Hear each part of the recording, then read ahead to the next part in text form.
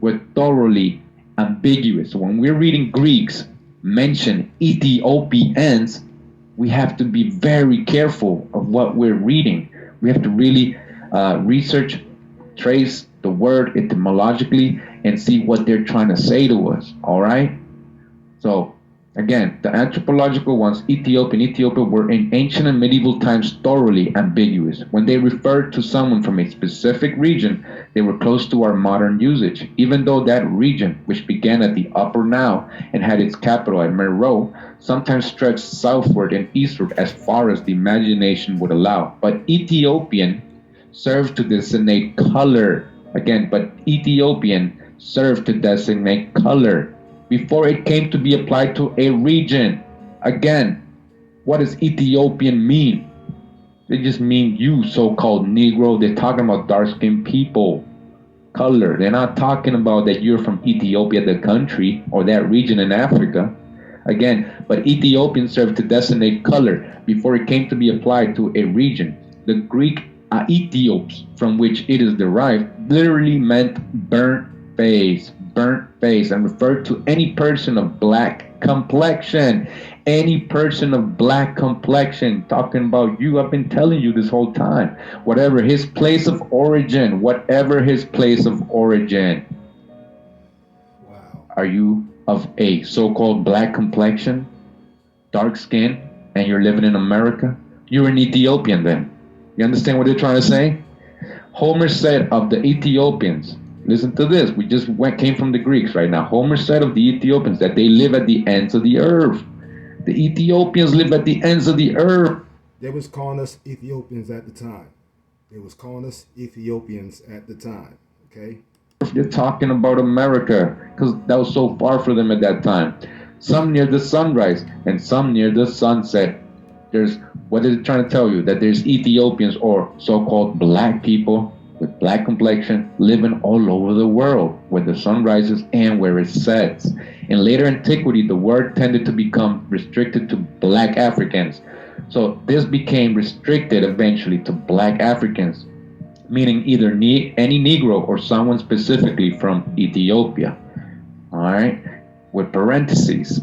The biblical term Cush and Cushi, which may have been specifically geographical designations from the outset, came to be translated Ethiopia and Ethiopian. So eventually they turned Cush to mean the same as Ethiopia, but it was never like that in the beginning, respectively, and the ambiguity was thereby reinforced. All right? Of course. So the attitudes toward the Ethiopians or Cushites on the part of both the ancient Greek and the Old Testament literatures are strikingly free of the color prejudices of later times. All right, so when the Greeks or the Old Testament is talking about Ethiopians, it's not the same as later on when they're referencing the same word. All right, that's what he's trying to tell you. All right, true. The implication of the Greek term burnt face and of Jeremiah's rhetorical question, can the Ethiopian change his skin or the lepers his spots, is that the Ethiopian complexion is not desirable, but this approval is only skin deep. The Ethiops had unfortunately been burnt black by the sun, but this had not affected his soul.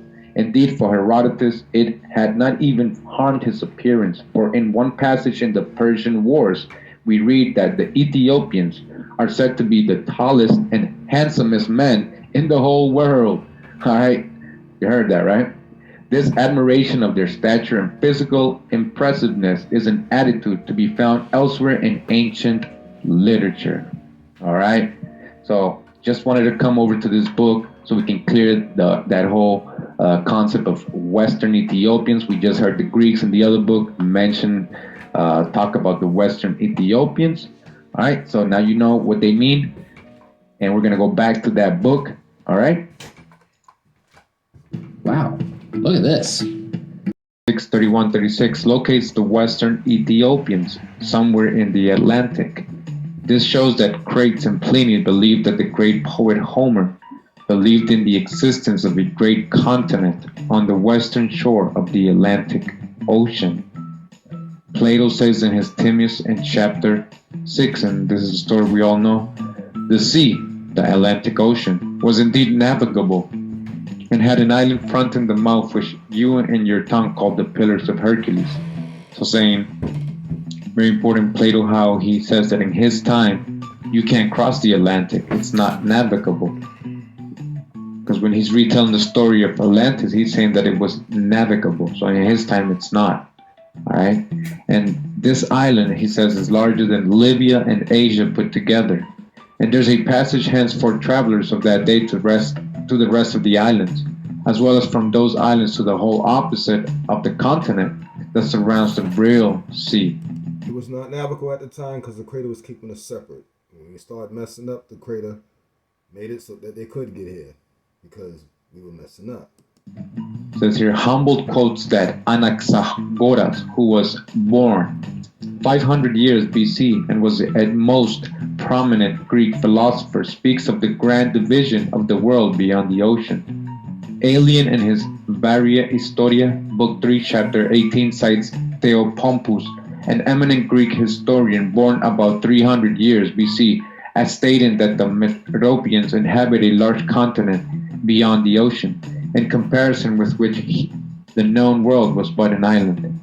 Aristotle says in chapter 84 and 85, beyond the Pillars of Hercules, they say that an inhabited island was discovered by the Carthaginians, which abounded in forests and navigable rivers,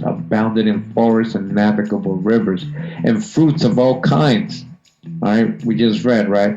Distant from the continent many days sail. And while the Carthaginians were engaged in making voyages to this land, and some had even settled there on account of the fertility of the soil, the Senate decreed that no one thereafter, under penalty of death, should voyage thither. Aristotle was born 384 years before Christ.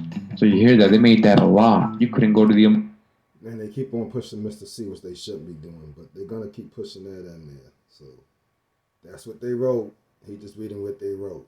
And they're going to push their Greek religion, and the Greeks were black at the time, and they were pagan black people. At that time, they were serving the devil. Americas, they made it a law. You hear that? Go research that. The Adorers of Sicily, who lived in the century preceding the Christian era, says in his book 519 and 20 that it was the Phoenicians instead of the Carthaginians who were cast upon a most fertile island opposite of Africa, where the climate was that of perpetual spring, and that the land was the proper habitation for gods rather than men. They were talking about you, right? America, the habitation for gods.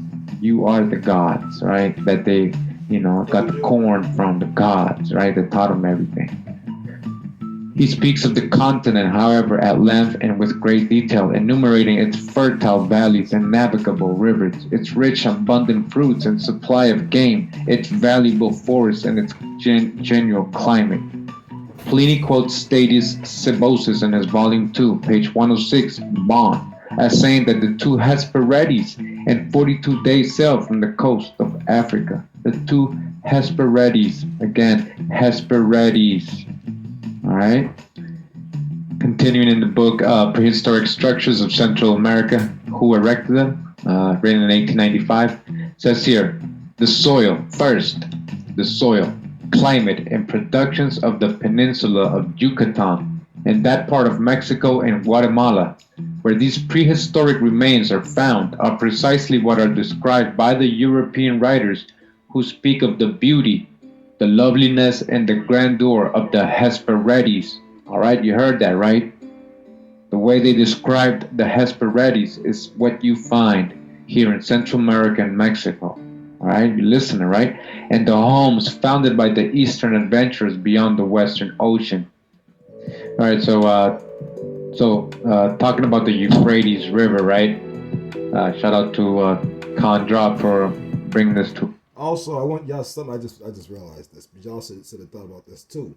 The fact that the Greeks were black. Think about this, and they were trying to conquer us, and they did it with a lot of help. Just being honest. And the Spaniards were definitely part of that with the Portuguese, and all the nations came against us. We know the story. All right.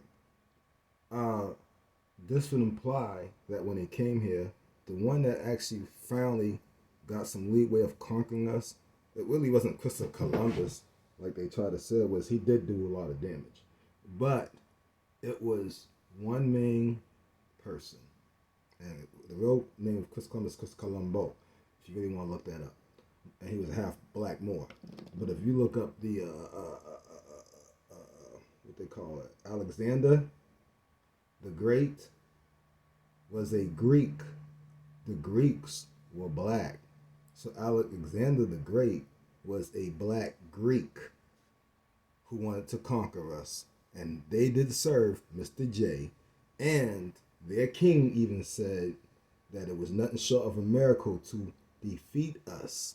And Alexander the Great always was quoted saying that he's seen a miracle in the sky, a crossing. Okay? And that was a crossing, from I understand, of some type of planet known as Nibiru Wormwood. And he felt as though, because he seen that, that gave them the, the go-ahead that they was going to win this war against us. Okay? So just food for thought. To us, our awareness, right? This is a book called A Sailor's Sketchbook of Human and Animal Curiosities in Early Modern Amsterdam.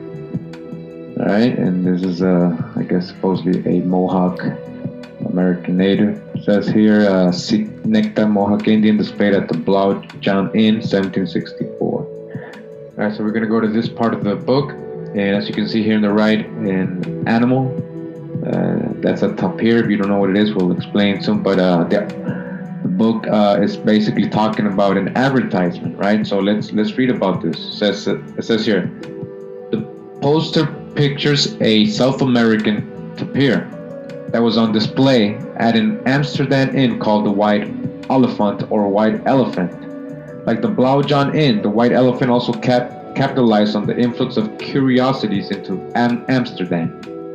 Animals probably were purchased at the docks of the East India Company or from sailors returning from overseas, who might bring back a monkey or a tropical bird, knowing that they could be sold to the inn's proprietors.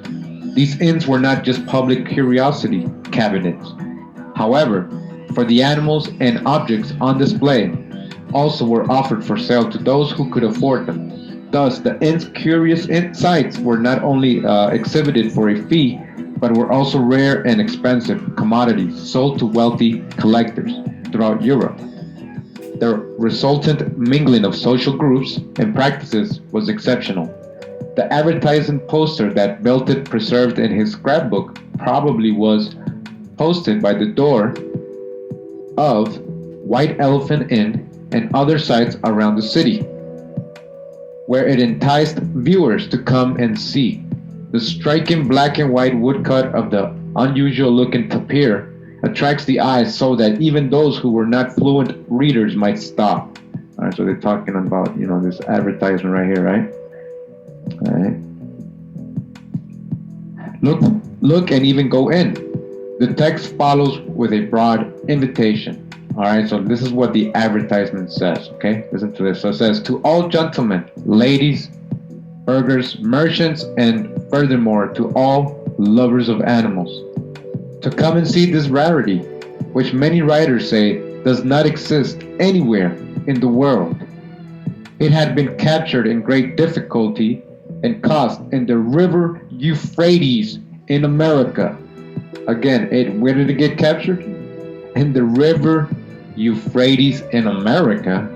You see what they're saying right here? The river Euphrates in America. This is probably an error, he says. The Euphrates River is far from America, but geographical accuracy clearly is not the issue here. So they're like, no, but they can't be talking about Euphrates River, right? Well, we'll see, right? The work of the posters is to conjure up an exotic locale for a beast that had not been seen by anyone in this country ever, attracting people to pay a small charge for a glimpse of this uncommon sight. Such a description fires the viewer's imagination. Most would never travel to America, but the poster offers an opportunity to encounter that faraway place at the local pub. Belton's sketches give rare insight into the type of response such encounters elicited, for he does not picture the animal as he saw it, surrounded by onlookers in the White Elephant Inn. Rather, he paints a colorful gouge of several tapirs grazing peacefully in the waters of what is undoubtedly meant to be the Euphrates River in America. Undoubtedly meant to be the Euphrates River in America. All right, the river and its banks are suggested with vague washes of blue and green. So I just want to show you something real quick. So in Costa Rica, we have Rio Celeste, and it's from the minerals in the water, combination of certain minerals give it this color. And celeste means like sky blue or baby blue in Spanish. So as you can see, this is the color of the river. So a blue river, right? A blue or green river. All right. So in Costa Rica, you would also actually will find literally a danta or tapir in a blue river or green river, as you can see here. It says here Rio Celeste, magical waters, and there's another one right here. All right, so you can see the tapir. It's actually native here to Costa Rica and a lot of places in the Americas in the tropical rainforest. Tapir in a blue river. All right, literally. It's not a mythical place. Euphrates River. Could they have been talking about, the Amazon River, right, near the Orinoco? Again, the Blue River, right, with a tapir. All right, so I want to finish up this part of this series, this video. I know you've been here 2 hours with me, and if you're still here, then you're one of the real ones. You're really one of the real ones. All right, so I want to finish up with this book, Atlantis in America, by Ivor Sapp and George Erickson, and Jaguar. He's been going in deep with this in his channel. We've been smashing this book up, and a lot of different books. So check that out. Check that series out, Atlantis in America. We got a lot of parts coming out. So in this book, it's time to get ready. From showing up for your loved one's biggest moments to finally getting to say I do. To many minds, the stories of myth were revived by these startling discoveries. Christopher Columbus even suggested that he might have discovered the original Garden of Eden. We already got that, right? The Church of Rome recoiled at that notion. State authorities and historians of the Age of Reason, who had long dismissed myth as a conduit of knowledge, similarly dismissed the Americas as a site of significant ancient civilization. So as you see, they were dismissing it on purpose. But did not the discovery of so vast and sophisticated an empire at America's heart require the rational sciences to at least consider these civilizations as an important link in man's cultural history? The Catholic Church and conventional science both answered that essential question in the negative. So they didn't want. So the reason they captured the animal because a lot of people didn't even believe that America or Atlantis or whatever you want to call this place, Total Island, existed. They didn't think that this place existed. On to write. They thought it was a myth. Purposely. In the 16th century, the Church of the Inquisition decreed that the peoples of the Americas were too primitive. Their city-states were judged more recent than Jesus Christ and the civilizations of the Mediterranean that had preceded it. So you see that they just gave us a more recent time. But it's all made up. This chronology, everything is all made up. In the 20th century, American archaeology echoed that edict by declaring that the ancient Maya emerged from barbarism during the 1st or 2nd century of the Christian era. They were judged too reasoned and too pagan to have played a significant role in the development of worldwide civilization. So you see that? They're taking credit from people who did originate civilization. All right. In fact, the constructions of ancient American cultures not only had similar means of design in their star temples to those found in the Middle East, they had earlier devised a mathematics superior to any other in the world. However, while admitting these advanced civilizations were remarkable and surely older than some cities in Europe, historians soon pronounced that their constructions were not the equal of ancient sites in Egypt or Mesopotamia. Experts assured the Eurocentric world that the American city-states had not been occasioned by a long period of development, but had somehow spontaneously